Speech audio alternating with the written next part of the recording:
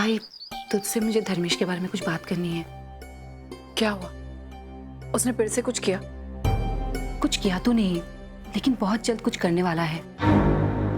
आजकल उनके तौर तरीके कुछ ठीक नहीं लग रहे हैं मुझे। उस दिन घर के सिलसिले में विनोद दादा आए थे धर्मेश के पास, और कल मंजू वही नहीं आई थी। दोनों के बीच में क्या बातें हुई वो तो मैं नहीं बता सकती, लेकिन हाँ, इतना यकीन के साथ कह सकती हूँ कि वो दोनों मिलकर मानव जीजू के खिलाफ कोई साजिश कर रहे हैं। ताई, मुझे बहुत शर्मिंदगी महसूस होती है कि मैं ऐसे इंसान की बीवी हूँ। नहीं वैशु, तुझे ये सब सोचने की बिल्कुल जरूरत नहीं।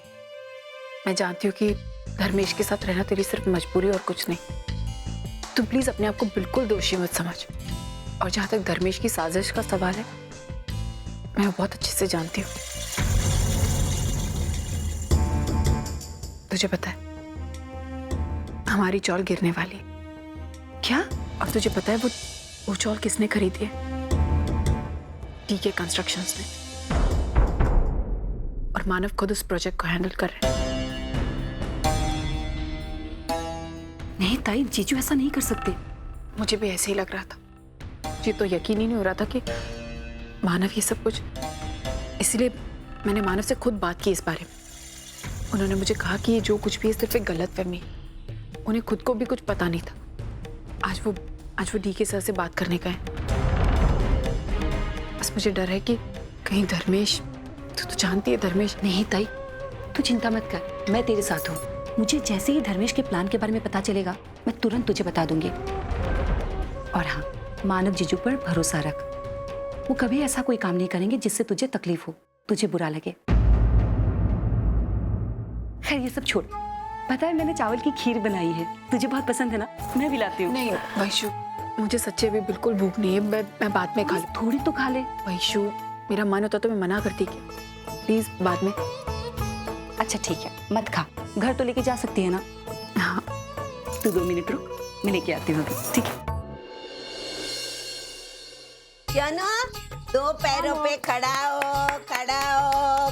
खड़ा हो दामू। सुनता ही नहीं है मेरा, तेरे जैसा। अरे खड़ा हो गया, 2 पैरों पे बोला तू 4 पैरों पे खड़ा हो गया। अरे वाह वाह वाह वाह वाह। अभी सेकंड ये पैर से सेकंड दिया। तू दे। अरे वाह, तू डरता इतने दिन भी हो गए तो अंगावर यायचं नाही। सुंदरी, मेरा एक काम करेगी? जी। मुझे ना नाश्ते में उपमा बनाना है और घर में सूजी ही खत्म हो गई है। एक काम करो, ये पैसे लो और लेकर आ। कहाँ जा रही है तू? दुकान तक। तेरी मालकिन कौन है? आप। तुझे पगार कौन देता है? आप। तो सुनेगी किसका? आपका। हाँ, तो वो काम छोड़, पहले अंदर जा, मेरे सोनू के लिए दूध लेके आओ। जा।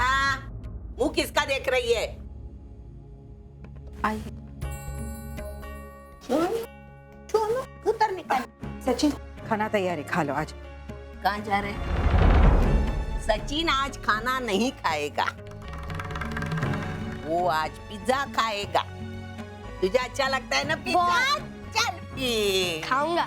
सविता ताई, पूरा खाना बनकर तैयार है और वो तुम लोग खा लो, बचा हुआ फेंक दो। आओ, पर इतनी बार बोला है, बाहर जाने वाले लोगों को टोका नहीं करते। ध्यान में नहीं है क्या? भूल गई? चल निकलते।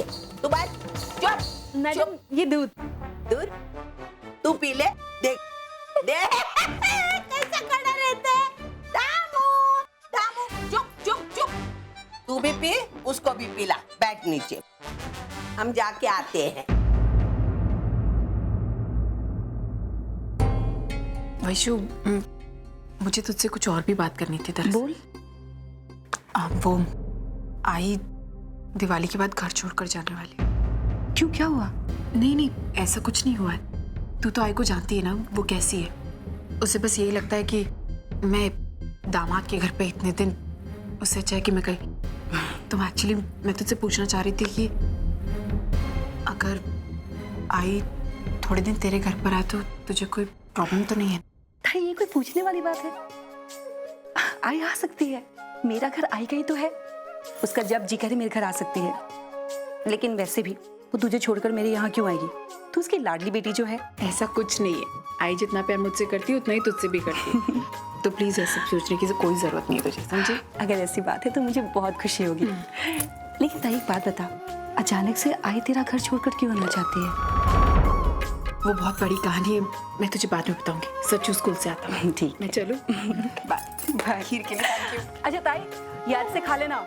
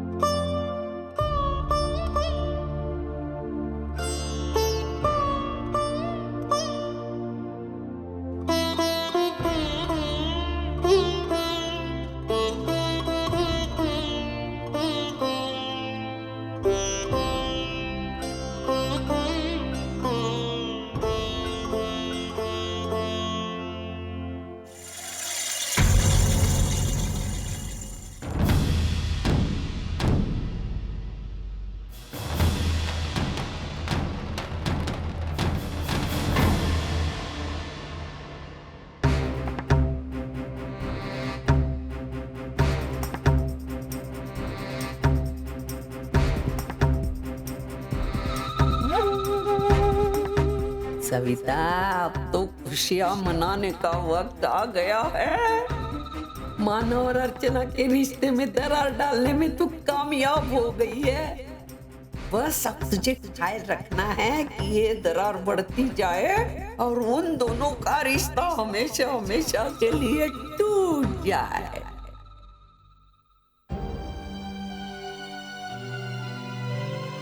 मानव और अर्चना के बीच आजकल कड़वाहट बढ़ती जा रही है। शायद उस चौल वाले मामले को लेकर दोनों में झगड़ा हुआ है और उनके रिश्ते में ये दरार आ गई। दोनों समझ क्यों नहीं रहे कि ये गलतफहमियां उनके रिश्ते को ले डूबेगी। उन्हें वक्त रहते समझाना होगा, लेकिन कैसे? मैं इस बारे में पहले मानव से बात करूं या अर्चना से? दोनों को पास लाने के लिए कुछ ना कुछ तो करना ही होगा।